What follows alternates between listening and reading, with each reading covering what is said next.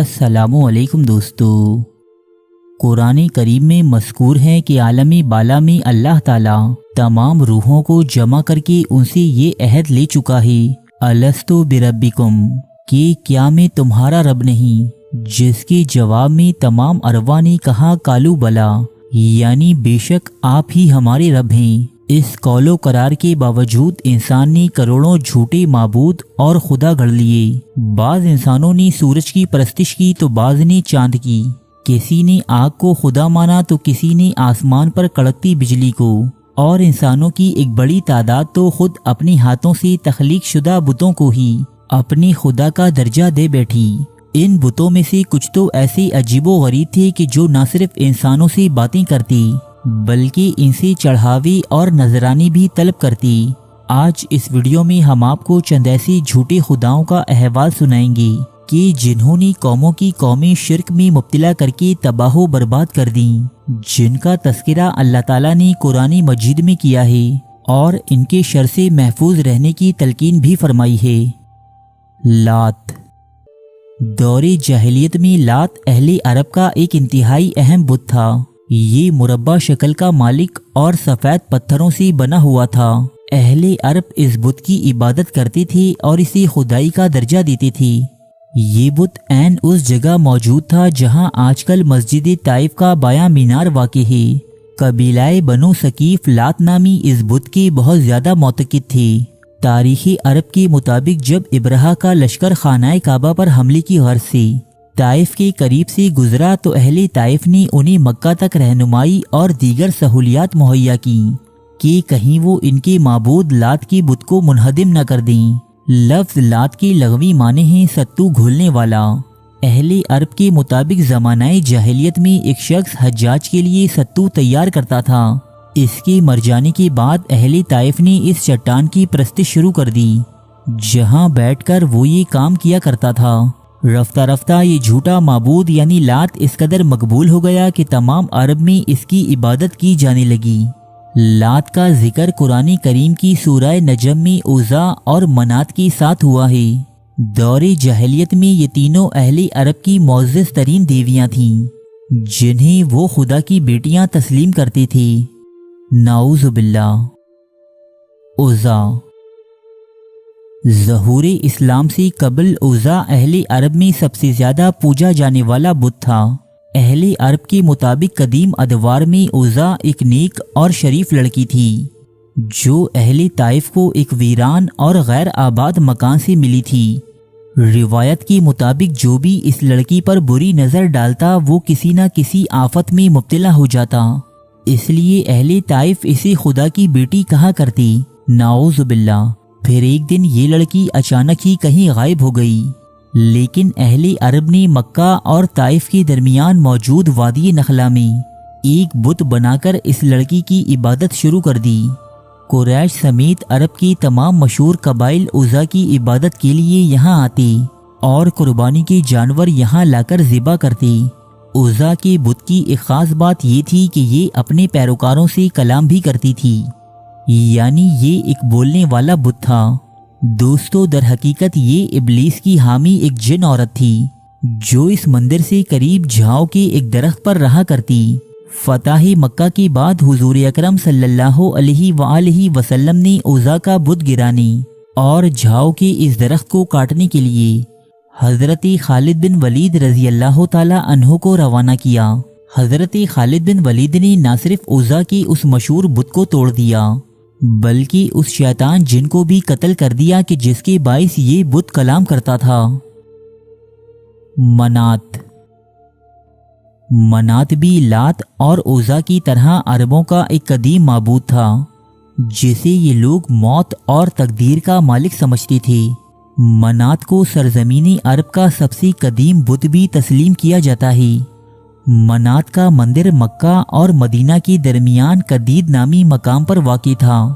یوں تو تمام عرب ہی منات کی عبادت کرتا تھا، تاہم یثرب کے دو بڑے قبیلے اوس اور خزرج اس کے بہت زیادہ معتقد تھے۔ اوس اور خزرج میں یہ روایت تھی کہ جب ان قبائل کے لوگ حج کر کے واپس لوٹتے تو وہ اپنا احرام اسی بت کے پاس آ کر اتارا کرتی۔ جبکہ قبیلہ بنو ازد اور بنو غسان تو باقاعدہ منات کا حج بھی کرتے تھے۔ دور جاہلیت میں اہل مدینہ کے نزدیک حج کی تکمیل اس وقت تک ممکن ہی نہ تھی کہ جب تک منات نامی اس بت کی عبادت نہ کی جائے۔ منات نامی اس بت کو حضور اکرم صلی اللہ علیہ وآلہ وسلم کے حکم پر حضرت علی نے فتح مکہ کے لیے جاتے ہوئے منہدم کر دیا تھا۔ یغوث اور یغوث، یہ تو ایک تو ابھی تک چل رہا ہے، یہ غوث یہی ہے، یغوث جس کو مشکل کشا غوث کہتا ہے نا، غوث نہ ہو تو زمین قائم نہیں رہ سکتی۔ تو یہ غوث دیکھیں کب سے ہے، کب سے چل رہا ہے، یہ نام یعنی کامن ہے۔ دوستو غالباً یہ بات ازراہ مذاق کہی گئی ہے، کیونکہ قرآن مجید میں مذکور یغوث نامی اس جھوٹے خدا کا حضرت عبد القادر جیلانی رحمۃ اللہ علیہ سے دور دور تک کا کوئی واسطہ نہیں۔ یغوث در حقیقت حضرت ادریس علیہ السلام کے دور کے ان 5 انتہائی نیک اور عبادت گزار لوگوں میں سے ایک تھے جو اپنی قوم میں اپنی تقوی و پرہیزگاری کے باعث انتہائی مقبول تھے۔ لہٰذا ان کی قوم نے ان سے عقیدت و احترام کے اظہار کے لیے ان کی تصاویر اور مورتیاں بنا کر اپنے گھر میں رکھ لی تھیں۔ لیکن حضرت نوح علیہ السلام کا زمانہ آنے تک لوگوں نے یغوث سمیت ان 5 افراد کی عبادت کرنا شروع کر دی۔ حضرت نوح علیہ السلام ایک طویل عرصے تک اپنی قوم کو ان بتوں کی عبادت سے منع فرماتے رہے، لیکن ان کے کان پر جوں تک نہ رینگی اور یہ تمام قوم ایک سیلاب عظیم کے باعث دنیا سے مٹا دی گئی۔ صحیح بخاری کی ایک حدیث کے مطابق قوم نوح کا تو خاتمہ ہو گیا، البتہ اہل عرب نے یغوث سمیت ان کے تمام بتوں کو اپنا لیا اور ان کی عبادت شروع کر دی۔ یغوث کی لغوی معنی ہیں وہ مدد کرتا ہے۔ یہ اہل عرب میں قبیلہ طے اور قبیلہ مزہج کی بعض شاخوں کا معبود تھا۔ مزہج والوں نے یمن اور حجاز کے درمیان جرش کے مقام پر یغوث کا ایک بت نصب کر رکھا تھا جس کی شکل شیر کی تھی۔ دور جاہلیت میں اہل عرب کے بعض لوگوں کا نام بھی عبد یغوث ملتا ہے۔ یعوق، یعوق بھی ایک انتہائی قدیم دیوتا ہے جس کی عبادت حضرت نوح علیہ السلام کے دور میں ہوا کرتی تھی۔ یعوق نامی اس بت کا ذکر بھی قرآن مجید کی سورہ نوح میں باقی 4 باطل دیوتاؤں کے ساتھ ہوا ہے جن کی پرستش دنیا کی مختلف اقوام میں کسی نہ کسی صورت میں آج بھی رائج ہے۔ اہل یمن کے علاوہ قبیلہ ہمدان کے لوگ بھی یعوق کو اپنا معبود تسلیم کرتے تھے۔ یعوق کا بت گھوڑے کی شکل کا تھا جس کی عبادت عرب میں ظہور اسلام سے پہلے تک کی جاتی تھی۔ ود، ود نامی اس دیوتا کا تعلق بھی حضرت نوح علیہ السلام کے زمانے سے ہے، جسے محبت اور دوستی کا دیوتا تسلیم کیا جاتا ہے۔ عربوں نے ود نامی اس دیوتا کا بت دومت الجندل کے مقام پر بنا رکھا تھا۔ قبیلہ بنی کلب اور پریش کے لوگ اسے اپنا معبود تسلیم کرتے تھے۔ عرب کی تاریخی کتبات میں اسی ودم ابم کا نام بھی دیا جاتا ہے۔ بعض مورخین کے مطابق ہندوستان میں پوجا جانے والا دیوتا گنیش بھی اسی قدیم دیوتا ود کی ایک شکل ہے۔ قدیم عرب میں عبد ود نام رکھنے کا رواج بھی عام تھا۔ سوا، قرآن مجید میں سوا کا نام ایک باطل دیوتا کے طور پر درج ہے جس کی عبادت حضرت نوح علیہ السلام کی قوم کیا کرتی تھی، تاہم اسلام سے قبل عربوں میں اسے ایک دیوی کے طور پر پوجا جاتا تھا۔ اس کا بت ایک عورت کی شکل کا بنایا گیا تھا جو روحات نامی علاقے میں قائم ایک مندر میں نصب تھا۔ سن 8 ہجری کے دوران حضور اکرم صلی اللہ علیہ وآلہ وسلم کے حکم پر حضرت عمرو بن العاص اس مندر کو ڈھانے کی غرض سے روانہ ہوئی اور آپ نے صدیوں سے قائم کفر و شرک کے اس مرکز کو ہمیشہ ہمیشہ کے لیے منہدم کر دیا۔ نصر، نصر کی لغوی معنی ہے گدھ یا عقاب۔ نصر نامی اس باطل دیوتا کا ذکر بھی سورہ نوح کی آیت نمبر 23 میں ہوا ہے۔ اس دیوتا کا بت عرب کے علاقے بلخا میں نصب تھا جس کی شکل و صورت ایک گدھ کے جیسی تھی۔ قبیلہ حمیر کے افراد اسے اپنا معبود تسلیم کرتے تھے۔ قوم سبا کی قدیم کتبوں میں اس دیوتا کا نام نسور ملتا ہے۔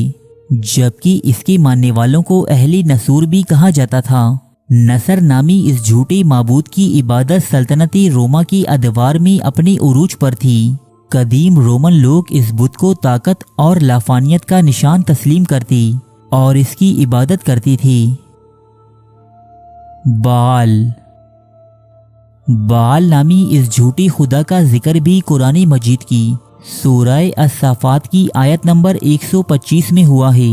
हज़रत इलियास अलैहिस्सलाम की कौम इस बुत की इबादत किया करती थी, जबकि इन लोगों ने अपने शहर का नाम भी इस बुत के नाम पर यानी बाल बक रखा हुआ था।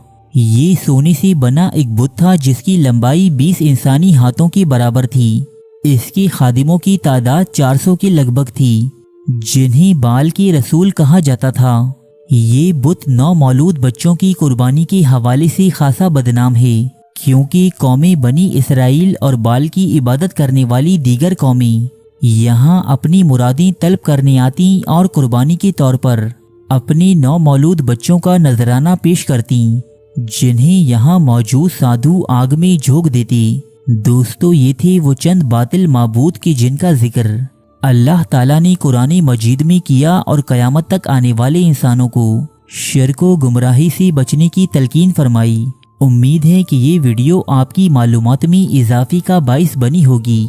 अगर वाकई ऐसा है तो इसे लाइक और शेयर ज़रूर कीजिएगा।